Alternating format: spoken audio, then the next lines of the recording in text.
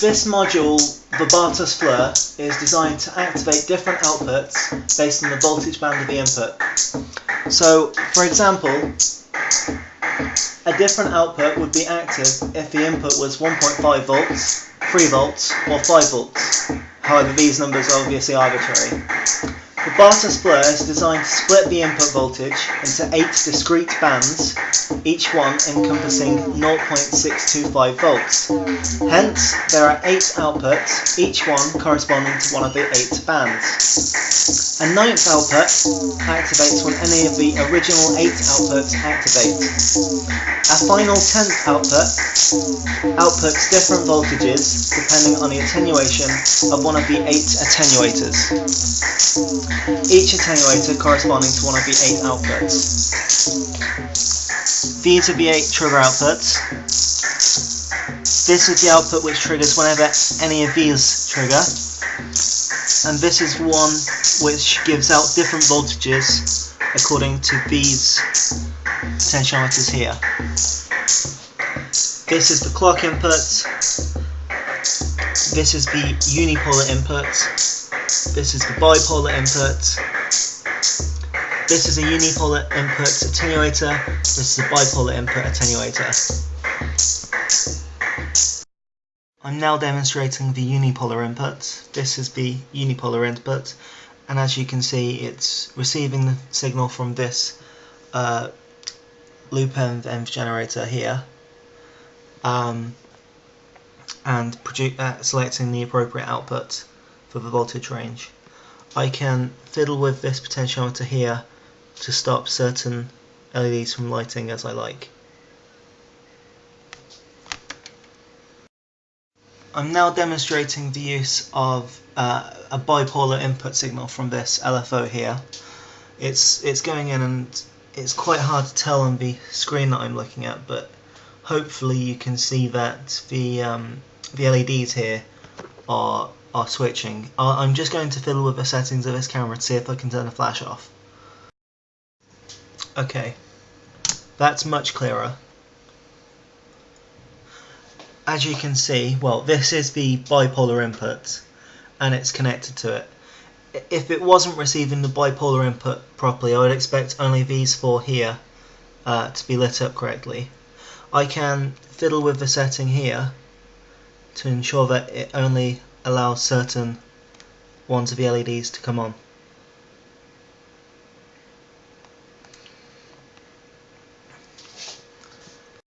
I'm now going to demonstrate my clock input. As you can see, the LEDs here change quite slowly with the waveform being produced by what module is producing it? This module here. So yeah, it's changing very slowly. That's because no clock is currently connected. But when we connect a clock, and yeah, we can see that it changes, or rather it triggers the LED to turn on whenever a clock signal is received. And now that might be hard to see because of the chocolate block, but I hope you can understand the concept here.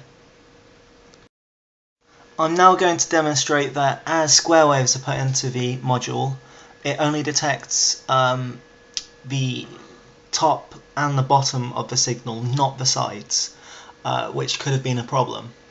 As you can see, the sequencer here is sending out square waves. You can't actually tell that it's sending out square waves, obviously, but it is.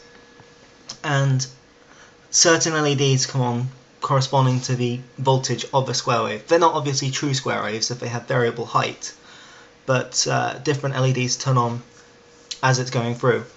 If it was able to pick up the sides of a square wave, we would expect that as it jumps from one to the other, each individual LED on the way through would turn on as well. So say we had this one turn on and then this one turn on, we would have all the ones in the middle turn on as it goes through and changes. Another way of demonstrating that it's not picking up the edges of square waves is this, well, we've got a random signal being generated by this LFO here, and if it were picking up the edges, again each LED between different LEDs would light up as it goes through its random sequence, but they don't, implying that it's not picking up the edges. It's possible that it's picking up them so fast that we can't see it, but as could be demonstrated using musical notes, that doesn't happen. The note you're hearing now will play whenever the sixth output becomes active. Now what I'm going to do is connect up the sequencer, which obviously outputs square waves, and make sure that it does not trigger the sixth output. I'm going to make it trigger the eighth output and the first output. If it was using the sides of a square wave, the sixth output would trigger as it went down. So if we don't hear musical notes, that means it's working correctly. As you can hear here, well, you can see that the eighth and the first are triggering, but obviously no sound is playing indicating that the sixth isn't triggering, and you can see that the sixth one is still connected if you follow it along. That indicates that when a square wave arrives, it only takes the top and the bottom. Now I'm going to demonstrate that the module can output a quantized semitone output with voltages as multiples of 1/12. I'm going to do this by changing the third one to different intervals and seeing what comes out on the oscilloscope. 0.084, well, that's close to the value 0.083 recurring, so that demonstrates that slightly. 0.165, that's close to 0.167, so again it's demonstrating it. It will need to be on the final production version, obviously tuned with a slightly better trimmer, but we don't actually have one of them installed on this prototype. As I'm doing this each time, I'm pressing this button. Well, it's not really a button, but so that also shows another one of the specifications, which is that it must only happen when a clock signal is received, because as I press this, it sends a clock signal to the module. 0.246. Well, that's close to 0.250, which is the target. So yeah, I reckon that's pretty good as quantized.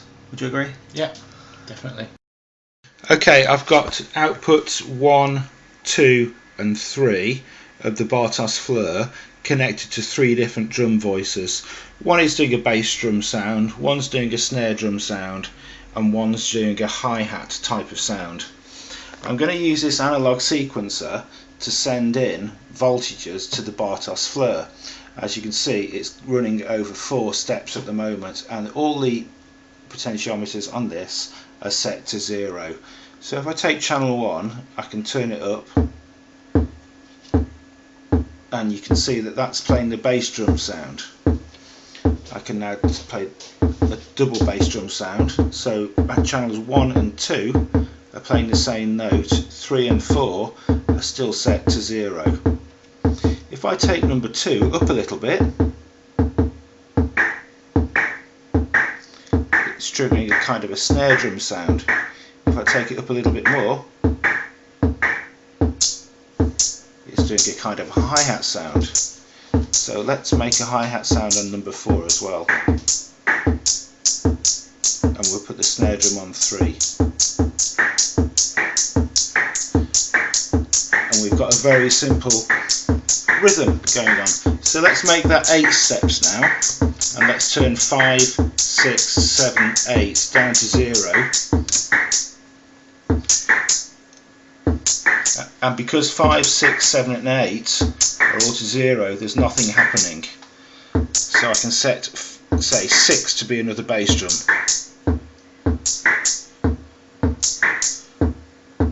And we'll set 7 to be another snare.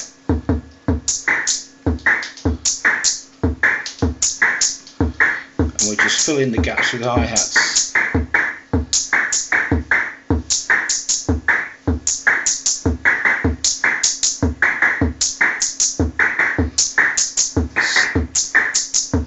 So what we've done there is use the Bartos FLIR to process the voltage output of this analog sequencer and send it to different outputs of the voltage on the Bartos FLIR to 3 different drum voices created by the modular system. Okay, I've set up a basic synthesizer voice over here, and I'm sending a sawtooth waveform, a slow sawtooth waveform, into the Bartos FLIR through the unipolar bipolar inputs here. As you can see, the LEDs are tracking the sawtooth input. I'm now going to use the knobs corresponding to the 8 outputs of Bartos FLIR. This is the CV bus, and I'm going to program different notes just to demonstrate that the quantized sample and hold is working.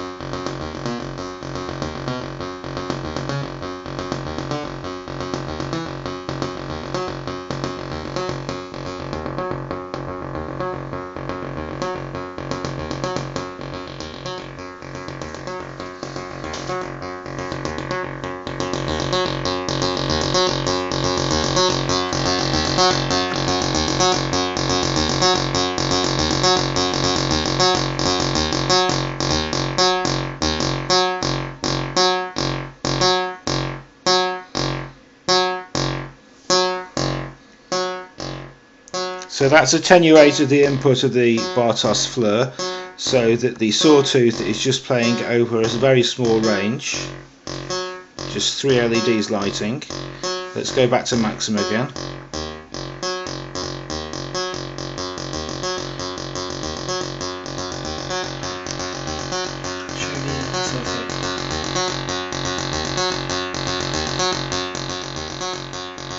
And as well as hearing that, we can see the waveform for the different octaves that are being produced on the oscilloscope.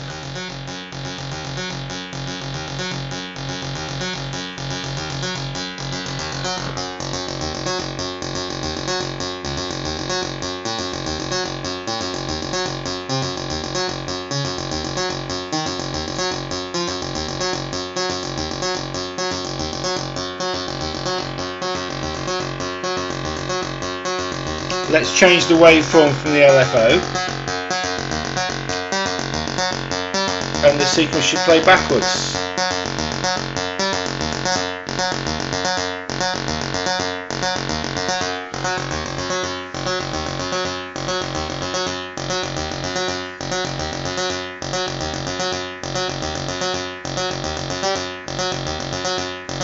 Let's change the waveform on the LFO again.